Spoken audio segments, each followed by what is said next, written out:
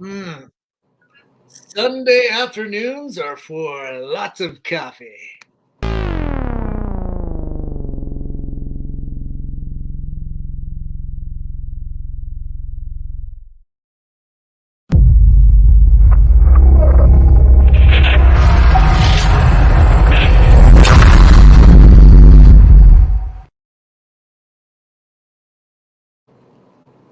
This is COFOH Live Undead. I am your host, Daniel Crozier, and I am joined by the amazing Ryan Policky.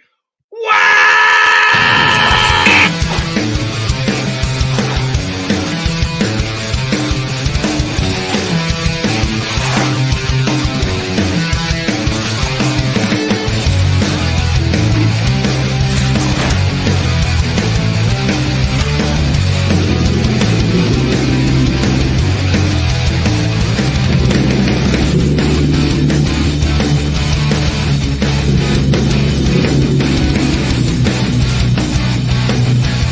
You write something on my face?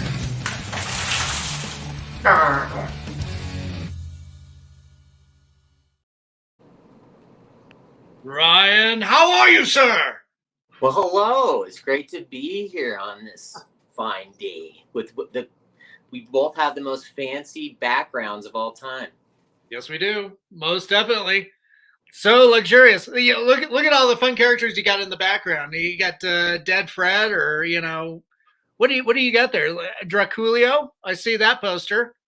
Yeah, that's an instant classic by Bloodshed, Deathbath. I got all sorts of stuff. I got some weird pinball awards, and I got an album art up there for one of my bands, and nice. I got some miniature arcade machines, and I got foot. Everybody should have a foot. Yeah, if you don't have two, have a third. So this is an unrealistic foot. Mm-hmm. Completely unrealistic. It's just a small kind of cartoon vibe. So right. Yeah, I don't know. We're just partying back here. Excellent.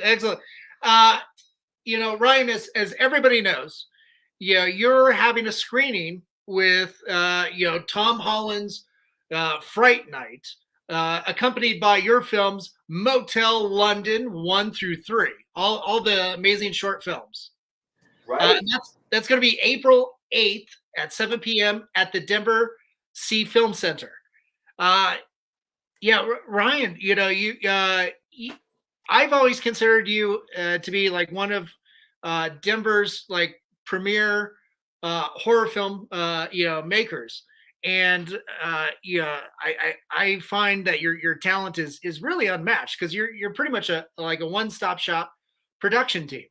Almost all by yourself.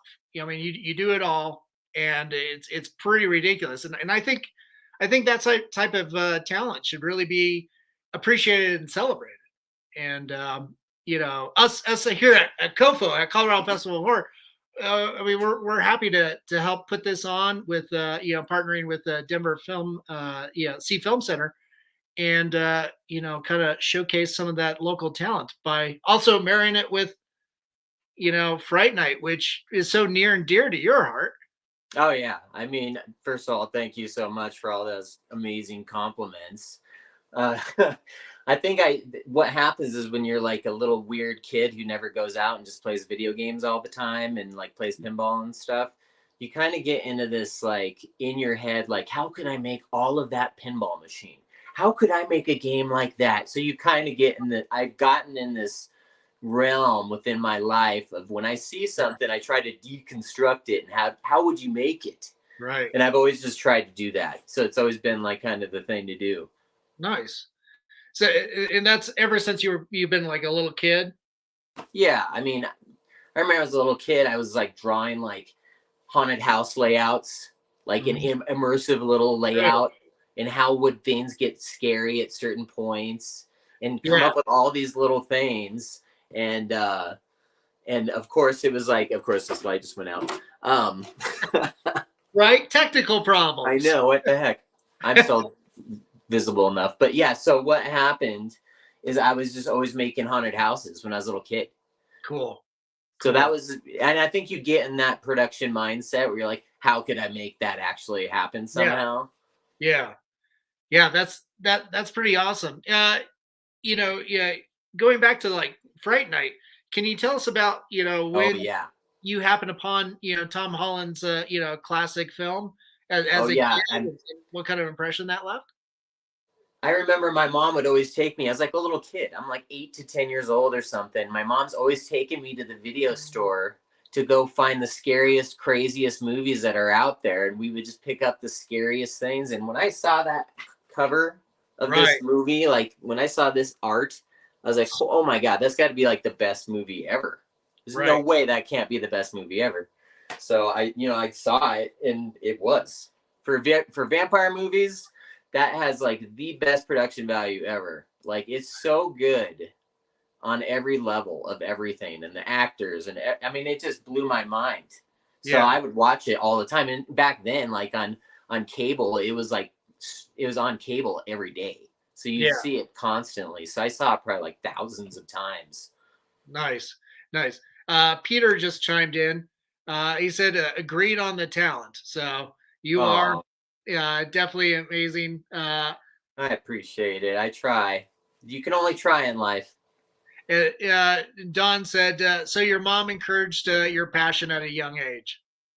She did basically, because she That's took me cool. to the store and she would always encourage me to look at the scariest ones, Oh you wow, know. And that's this was pretty at this cool. place called Famous Video that was like down by South Glen Mall in Littleton. And we would just go there every weekend, and it was the coolest thing. I feel so bad for kids to not be able to do that Right. because that experience kind of shaped a lot of how I wound up becoming is going to these little things like that. Yeah, I remember growing up and going to the video stores, especially like when VHS just came out. That's how old I am. And my parents would take me through, and it was a gallery of Uh-huh. covered artwork that was just amazing. And those big, especially those big VHS cases, Oh my you God, know. no. Yeah, and there was just amazing stuff. Yeah, like the Fright Night you pointed out. There'd be like the Toxic Avenger case across the way. In the back room, there's the Faces of Death cover, which is like, I what know. the fuck Yeah, is you're that? like, oh man, it's always rented out. You're like, oh man, I gotta get that sometime. It's never here. Yeah, and then I watched it in art school. I was like, yeah, it's probably best I didn't watch it then. I know it's not as good as you were hoping. You're like, dang, that's not really that good actually. But whatever. It's like kind Yeah, of like watching news.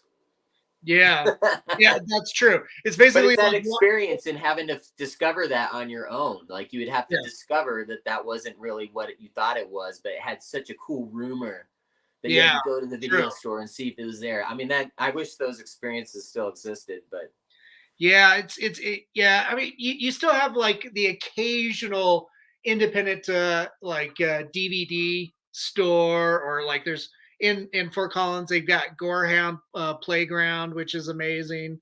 Um, there's uh, I think we used to have some friends that still worked at some of these independent places, but I don't know if they're even still around. I mean, yeah, the pandemic shut down a lot of things. I know it shut down everything. Denver has just been wiped clean.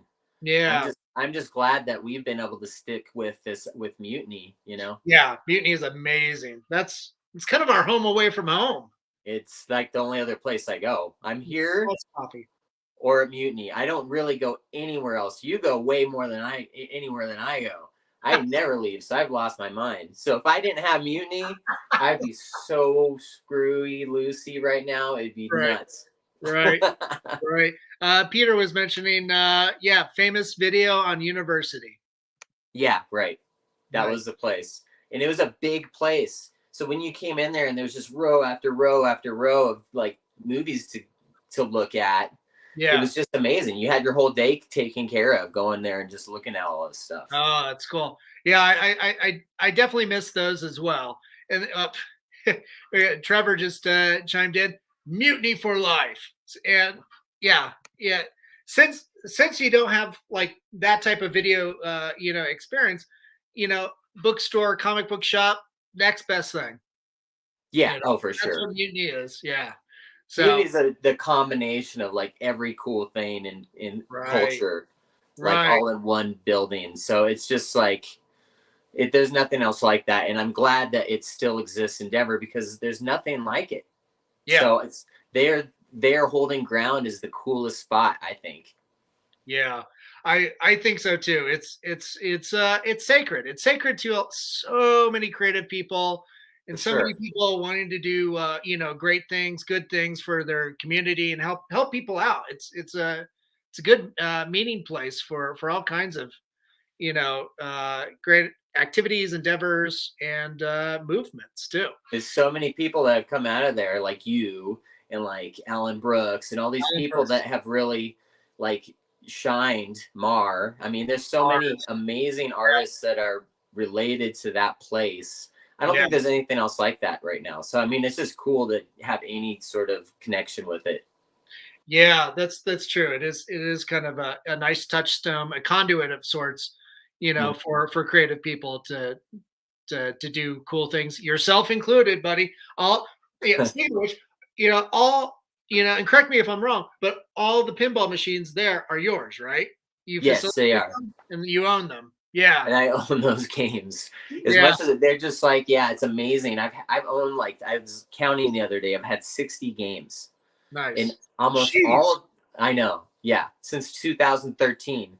So Holy crap. It's I been know, in that short right? amount of time. 60 I games. know, 60. That's how many I've owned. God damn. So like, and they've all cycled through Mutiny at one point Yeah. or another. Like I've just cycled all the games through there just to give people new stuff to play every time. Yeah. Like, Yeah. because you can't have the same games in there all the time. So I'm trying to like mix it up. So it's been a challenge because the arcade world is a totally different kind of beast. Right. But it's been awesome to do it at Mutiny because the people that come there are like so loyal and cool, and they just expect to come there and see new stuff and be entertained for the whole weekend. And it's just cool to have that kind of thing. So yeah, all those games are mine. I have one video arcade right now. I used to have a bunch of cocktail table games in there too. Yeah. I don't have those anymore, but I do have Super Cobra in there, which is the hardest game, and it's super cool. Cool. Nice. Yeah. That's awesome. Well, and you yourself, you've got a nice background of helping design pinball machines, commercial ones. You just came off of John Carpenter's Halloween that just debuted last year. I mean Right. that looks so amazing. You did the digital display, unbelievable, absolutely Thank you. astounding. Yeah, I mean, that was an amazing opportunity. I mean, it's something I always wanted to do. And as a kid, and I first saw a pinball machine, it's like, Yeah. I would love to have anything to do with working on any game ever. Yeah. And I mean, how cool can it be that it's like one of your favorite horror movies ever? And Yeah. just that happened to fall into place to be able to even touch it in any way at all. I mean, I was fine with doing anything. I was like, I'll do anything. I'll just do the lighting on the game. I don't care. But the fact that I was able to do the animations on the game Right. and the initial user interface and sound effects, I was like, oh man, that's like front facing stuff. That's super awesome. That's so cool. That's a yeah. Peter chimed in. Killer game. The only reason I own it is because of Ryan. Oh, You got a nice grouping of fans chiming in here. They really like your work. I mean we do too, of course. But let's talk a little bit about like Motel London. yeah, Your short films. You and I met like over a decade ago. right. Probably like 12, 13 years ago, I maybe think a so. little It bit. was like in 2009 or 2008. Yeah, something around there. And you turned me on to the first short film that you did. Um, where you run around, this mountain town, saying just all kinds of weird gibberish and shit. Hallsworth versus the bear. Yes, yes. Oh my god, I love that short. It's just so Oh my God. bonkers. It's so And embarrassing for me. I mean, everybody likes it, and I'm like, oh man, everybody likes that one. Ah, why did I say that stuff? Like, yeah, what were you thinking? but, but then after that, you started, doing just, it seemed like a short film almost every year, and Tried to. then you came across like this Motel London series of short films that you were doing. Those a little bit short films, but a little bit longer form. Yeah. And what was kind of the driving point for that? Okay, so Motel One, I mean, all these were made to be completely crazy, off the wall, didn't have to get approved by anybody. It's just kind of stream of conscious Right. horror film, right? It's not real. It's like an improv thing that turned into a movie. Okay. None of it was written really. It's always been based on the place. Mm-hmm. So I saw this place, Motel London, which was the scariest looking Oh, thing ever. yeah. And it was right off Santa Fe. And it was totally shut down, and like all the doors were open, and it looked freaky. And it had some weird trailer park in the back that caught on fire the month before. Oh, And God. it was a scary place. I'm like, oh my God, I got to make something based on that place right there. Yeah. Yeah. So it kind of came to this whole like stream of conscious idea of intertwining like this video game thing with like these crazy hobo wizard guys that live in this place, and they break down in front of it, and they have to go into this place and check it out. And I just wanted to do a movie like that. And it's like, well, you can't do that in 5 minutes. If you're going to have like 7 actors in your thing, there's no way. That's right. It had like a bunch of actors. It had more than that. I think it had like 9 or 10 actors in it. It's like, I got to have at least enough to understand who these people are. So then you're like, oh, well, I got to do like 15 minutes or something. So that's the reason why it turned out to be that way, is just because that place was scary and perfect and needed to have a story about it. And we wanted to do this video game concept. Yeah.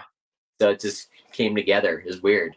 It's crazy. All those movies were just kind of off the wall. I just see a place and we just go shoot something. Well, you know, you would you know, get your friends together, and I mean, you're in front of the camera too. You're directing. You're, as you put it, you know, kind of stream of consciousness. But you know, you're the one, you know, kind of threading, you know, the needle of whatever the story is. At the same time, how is it to wear so many hats on even the, like, essentially you're not working with a budget. You know, you're just doing stuff, you know, and making it work. I think the way I try to break it down to the smallest level, and I'm like, there has to be a start and an end to any idea. Right. So as long as we have a start and an end to every idea that we're doing right now, wherever we are and whatever we're doing, we can get through this. So let's just figure out, what do these characters need to do, and then whatever happens in the in between, we'll just edit whatever, you know? And then you just do that. And I think that's the only, it's hard because, but as long as you just focus on those 2 things and don't think about all the minor details of all this other crap you got to figure out, it's so much easier to get through it. And it's fun because the point of it was to be fun, not to be like, oh, this got to be like a Hollywood movie. It was more like, we just got to have a good time. So I want everybody to have fun making this stuff and not be all stressed out about making that crap. So it's like, okay, let's just do this funny thing and let's just introduce a joke, right? And you just introduce a joke, and then there you go. It's done. Next scene. Yep. Nice. That's cool. Yeah. You really do need to, so many people working on these type of projects, you know, forget to, you know, make it fun or have a good time. Yeah. Right. Yeah. Did you watch there's a Superman documentary right now, and it's on YouTube, I believe. You probably saw it, yeah? And they show how the director was just a fun dude. I mean, he was always encouraging and just wanted everybody to laugh the whole time. And it's like Superman. Was it the original Donner? Christopher Reeves one? Yeah. No kidding. No, I didn't see that one then. Pretty good. And that's a good lesson to be learned, though, is no matter what, he's just trying to make his actors have a fun time. Yeah. Yeah. Because once you stress somebody out, it's just not going to be good anymore. Yeah, it's going to be a bummer and kind of a letdown.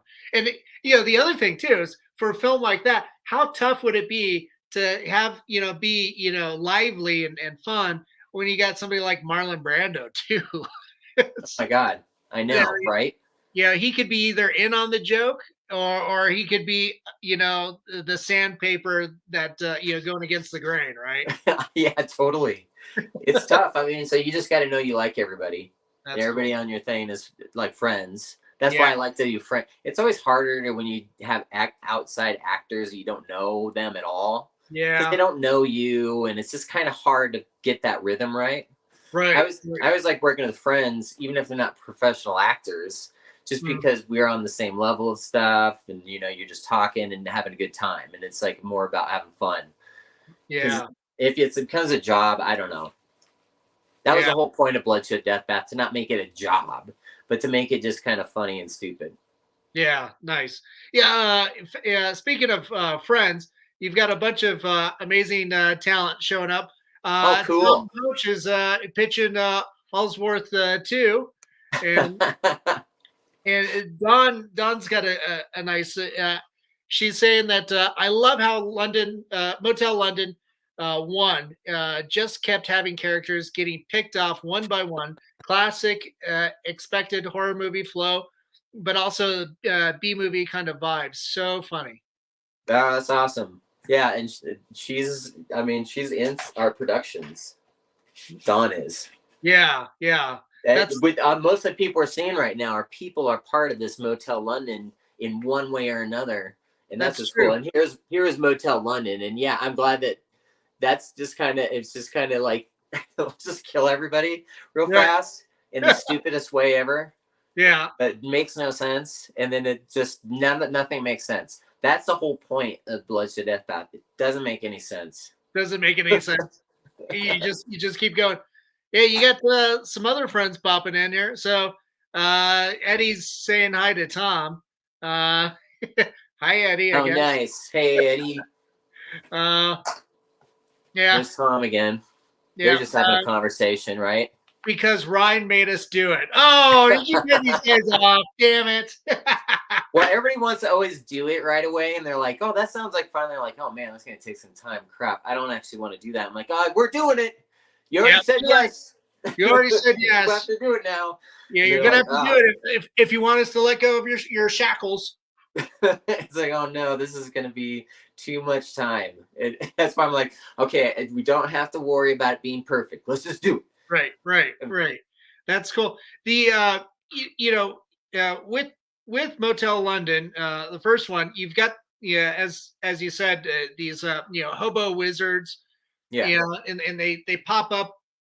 They're the main antagonist in the second one as well. Which has just the most amazing kids' heads blowing up scene. That was constructed by Midian, and Yeah. it was just absolutely astounding. I remember the day we shot that because I was part of that production. I was so excited I yelped and ruined one Oh of yeah, those yeah, two yeah. takes. I remember that. Yeah, yeah. I remember your look at me. So you're like, I am gonna fucking kill you, Dan. Like that take And took rightly cost so. $1,200. Yeah, Oh man, that's too hard. This is too hard.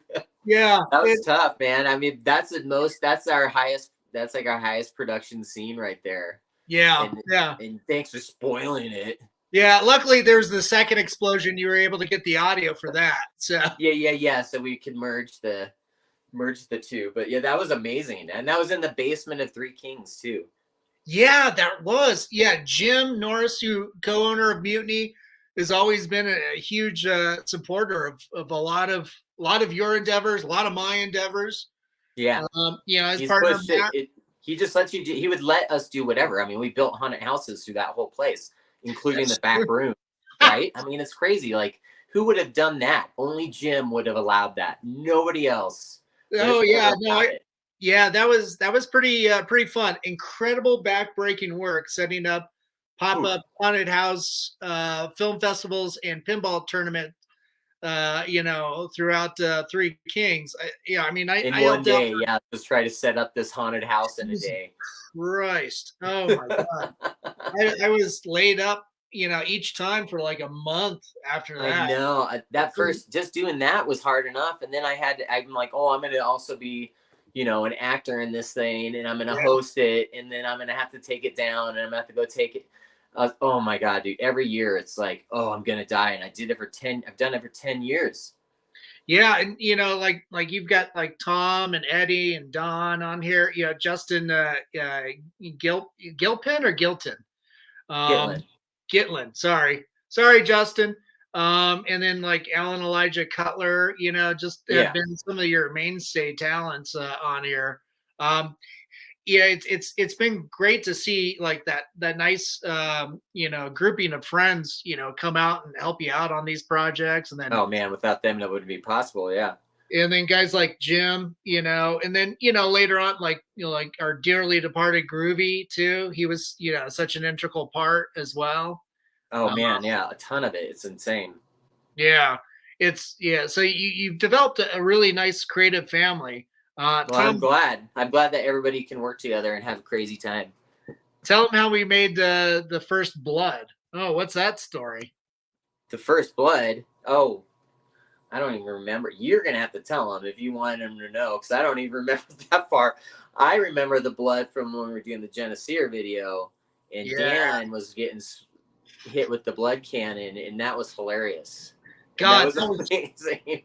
So yeah, that I guess I guess working with our relationship over the years, what like doing the you're talking about the music video, right? The music video where you got in my backyard with the blood and then the Oh fight shit! scene. Yeah, that was right. That was me and Paul Bruning.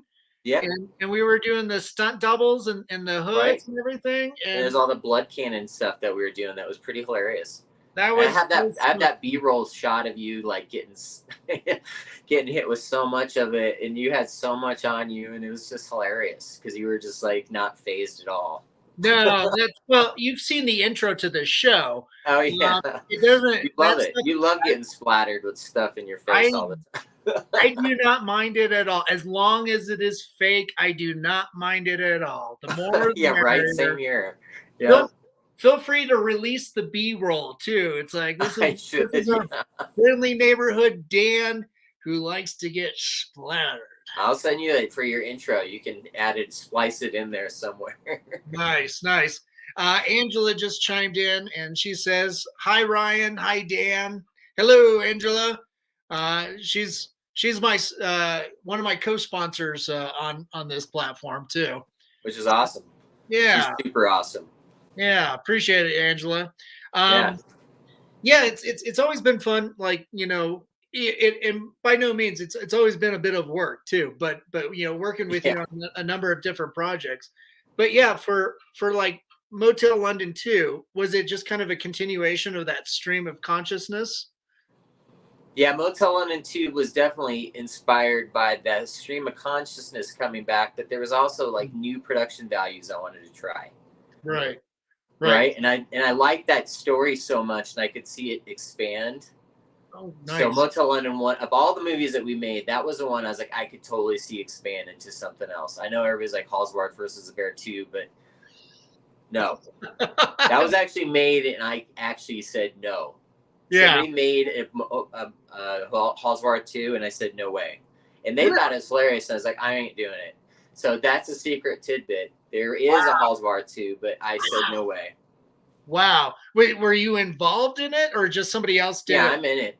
But I didn't realize we were making a movie when I was shooting it. But that was kind of the part 1 too. I didn't know we were making a movie. So it's kind of weird. I don't know. Wow. But that was way too extreme. I'm like, dude, no way. I can't release that stuff. I'm saying some bad stuff. But Motel London 2, there was like, okay, there's a continuation, and I want to try this thing with Midian, where we blow up these kids' heads and melt this face. So cool. Face melt too. And that was Mark Lomax, remember, at the beginning? Yep. Yeah. Oh, yeah. Good old Mark. Yeah. So I just want to try all this stuff. And we had all these scenes that we were thinking about doing, and I was thinking about trying out, and we just did it. And once again, it just happened because it could continue, because the story has enough weight to it that it can continue into more of a thing. And that's why I think having all 3 together is probably the best way to do it. Right. Because then you kind of get an idea of why it's continuing, and why it's funny that it's continuing, because it's really funny movies. Yeah, they are. They're pretty hilarious. They're absolutely gonzo. I mean, you and Tom as the hobo wizards, just absolute bonkers. I mean, you kind of remind me of like, like kind of the washouts from the hippie movement that did the hippie movement, did too many drugs, joined a cult, washed out of the cult, and now are just kind of homeless little vagrants and happen on like magic just by happenstance. No rhyme or reason as you indicated. I'm just telling you, when we went to that place that inspired it all, the Motel Yeah, London, there were people in there that were like that, and there was somebody who there's still people chased living us. there. Somebody chased us out of there, running at us, freaking out, and making a crazy monster sound. Oh shit! Somebody chased us out of there. I was with Jess shooting a scene, and he came running at us. Oh my god! I wish I would have gotten that on camera because it was insane. So they definitely inspired that. Those people that were living in this place inspired these characters. Actual squatters. Oh my god! They wanted to kill us. There's like a time that same guy. He ran out in the street and he was all freaking out like Texas Chainsaw Massacre, like in the middle of the street, freaking out. And we were like driving off, and I was like, "No, we're getting out of here."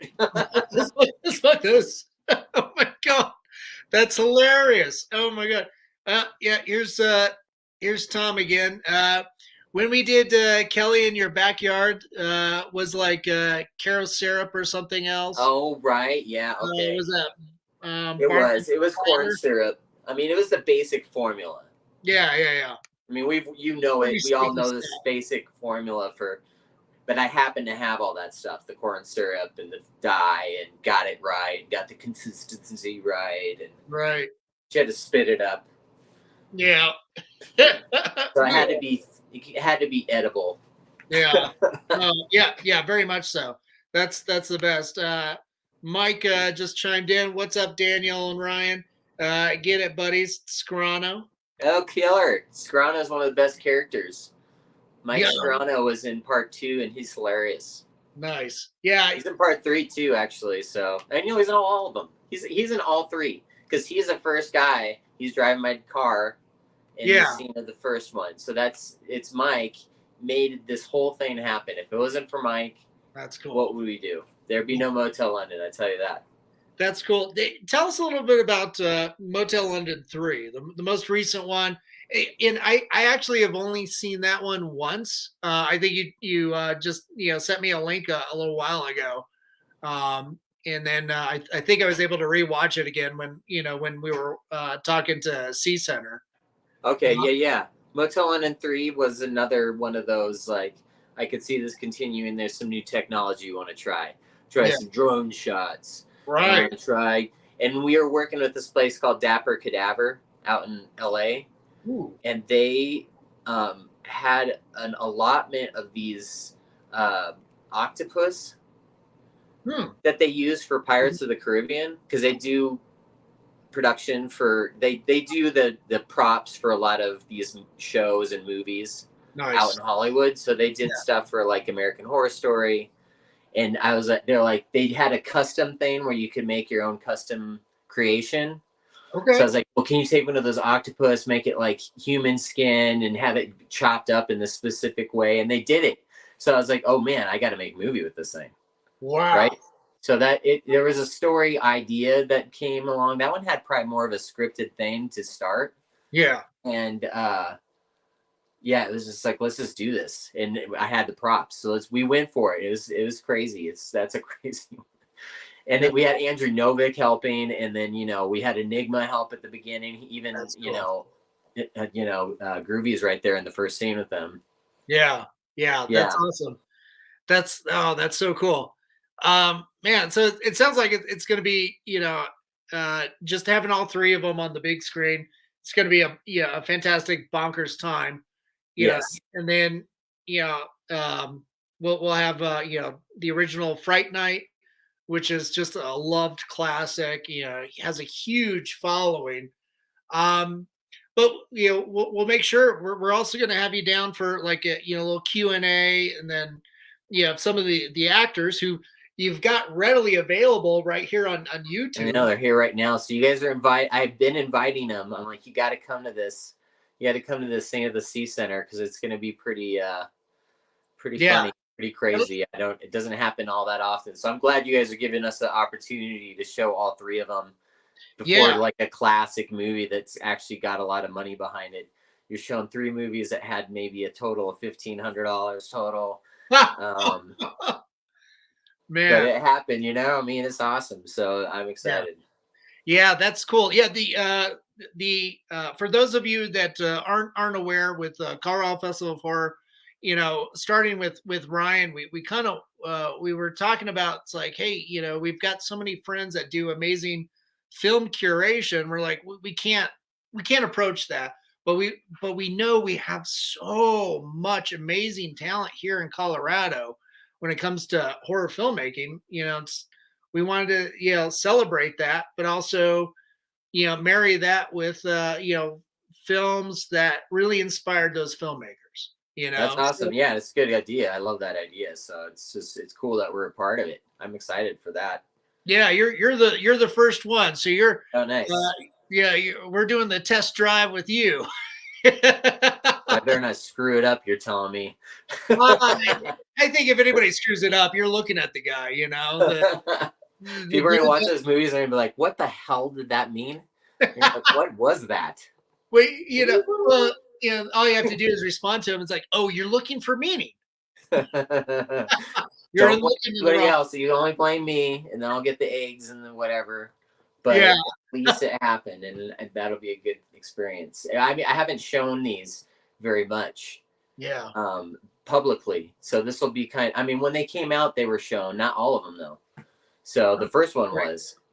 Right. It's been a while since I've seen like a big selection of your short films kind of in a, you know, shown in a group. I knew you were working on for a short time, like kind of an anthology film, kind of coupling all these short films together. But I don't know if it ever got released or what. I never heard. No, it didn't. We never and you did the poster art for it, which was amazing. Oh, that's right. We never even did the thing yet. It could still happen though. I mean, it's not impossible. It's just like, how is it going to get done? And, you know, I don't want it to just be like random stories playing, you know, it's got to have like some purpose.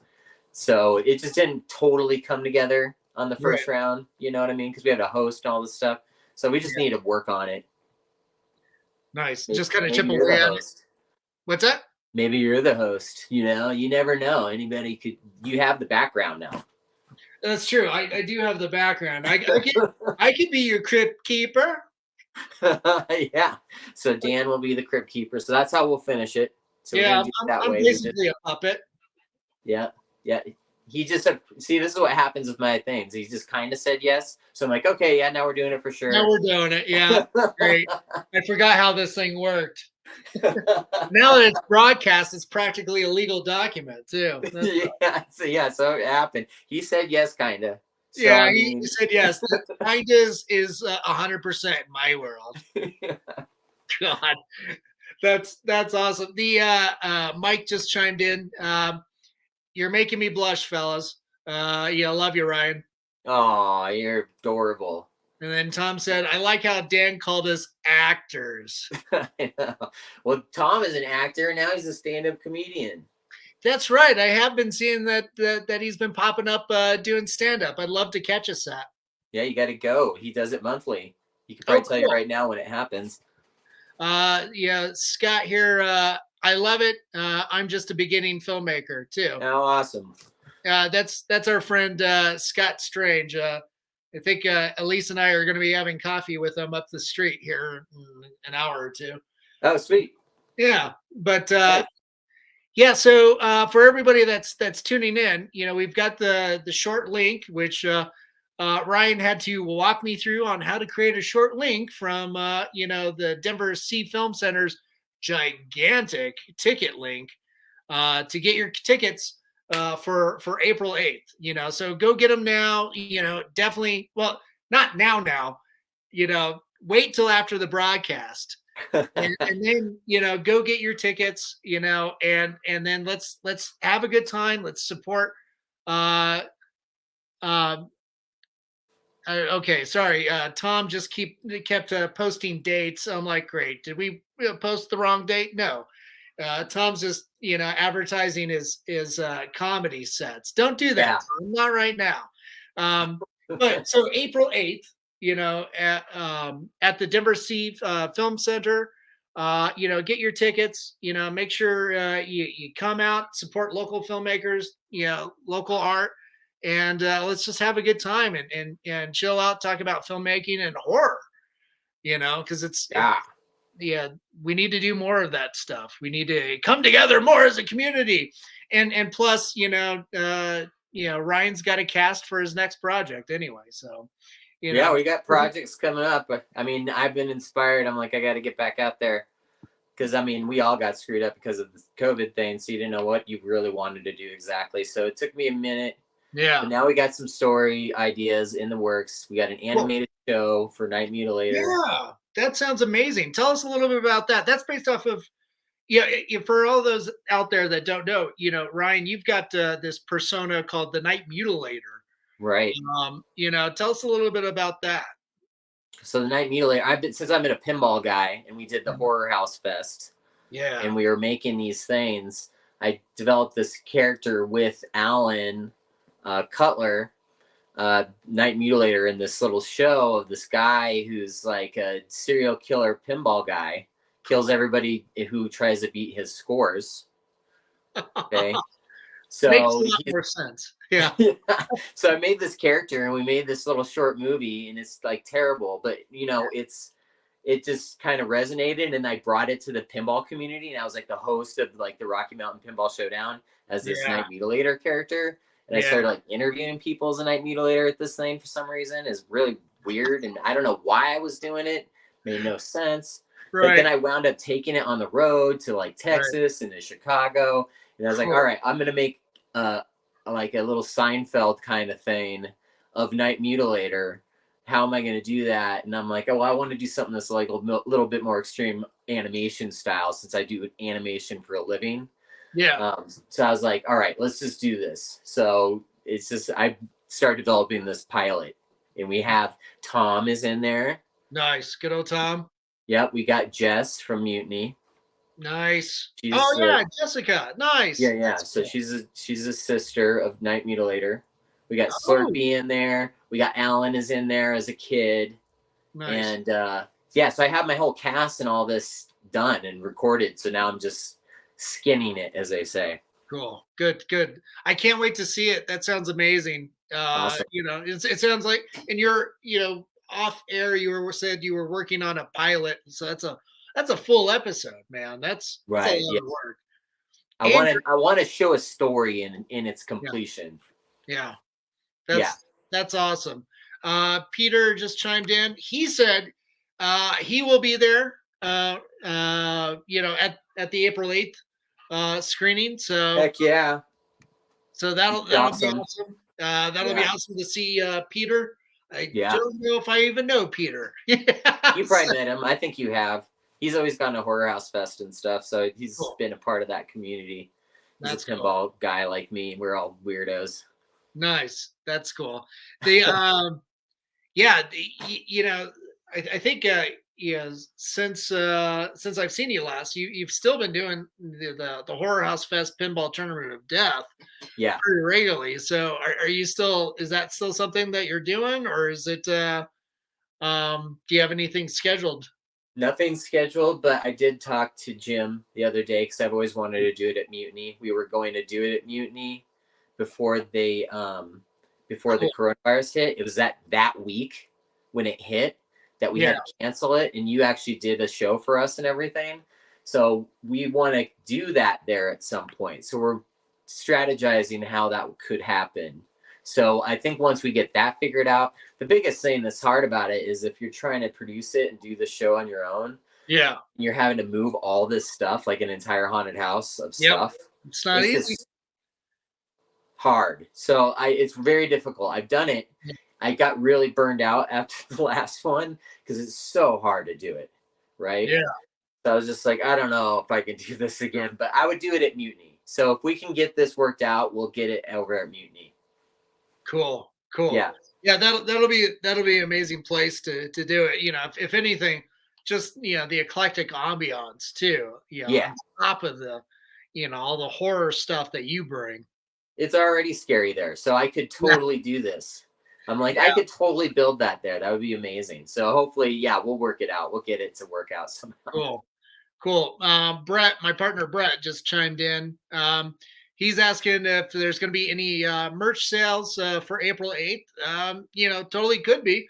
We can Yeah, set up a table for Ryan to sell some goodies. would be sweet. So I do have some DVDs of these Cool. movies, and those are kind of collector items on their own because there's not very many of them. And you've got CDs, right, of all the bands that Yeah, like oh yeah, Suicide yeah, Dream, Genesir, right, which yeah. is I could still bring my Jenna favorite here. band. Genesir is probably the most appropriate because it's like the industrial project, so it's scary music. Oh yeah, Yeah, yeah, yeah. So definitely. I'll bring stuff for sure, and I have like shirts and whatnot too. So I'll bring a bunch of that stuff. That'd be amazing. That's cool. Yeah, I'll get that set up with Keith at Sweet. C Center, and then I think we're also going to have. I think this still has yet to be confirmed, but I think we're supposed to have our sponsor Dragon Meadery there as well, either selling discount or giving away free meat. Oh, cool. Nice. Yeah. Brett can correct me. If I'm wrong. Yeah, yeah, he's just saying, oh, yeah, same thing. Just continuing with the DVDs thing. You just Yeah, yeah. answered. I'll have that for sure. So, so that'll be cool. Yeah, you always have, you always had, some of the amazing merch and fun setups. I remember when we used to do Denver Comic Con together. Yeah. And I would bring like 300 of Motel London, and they would all be gone by the end of the weekend. I'd be like, oh my god, I actually sold 300 copies of that. But I wound up giving up like half of them for free because I'd just give them to people as they walked by. Like, this is Yeah, great. you and Enigma, because he would hand out stuff too. But that was always like a good way to wheel people in to get the high price items. We would go free autographs, and we'd have like these autograph things of our pictures of ourselves. Right. You give it to somebody, and they'd be like, what in the hell? Who is this? And then they'd have to come and talk to you to find out what the heck is this. Yeah. Well, And that's okay. Yeah. it was amazing. Yeah. Yeah, my buddy Brett will appreciate that because he goes after autographs. I know. So if he saw me at the Comic Con, I would have totally. That's what I was doing to everybody. I'm like, free autographs, and then Yep. like the moms would cover their kids' faces because our booth is all scary. Yeah. Yeah. Well, that's great.